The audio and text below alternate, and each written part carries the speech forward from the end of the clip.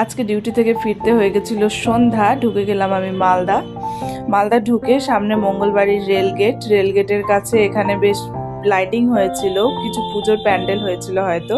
দিয়ে আমি গেলাম মুদিখানার দোকানে আমি নিয়ে নিলাম কাকুর কাছ থেকে দুধের প্যাকেট।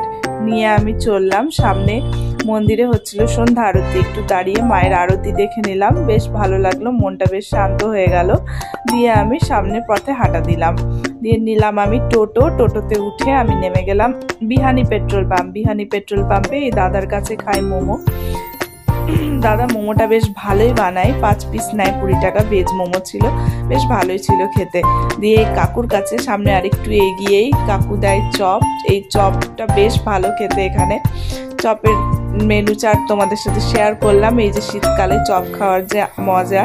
সাথে কাকুর ফেমাস হচ্ছে আমাদের রসুন চপ। এই রসুন চপের হাইলি ডিমান্ড। সন্ধ্যে 8টার পর হয়ে যায় শেষ, তাই আগেই যেতে হবে। বাড়ি চললাম, টাটা।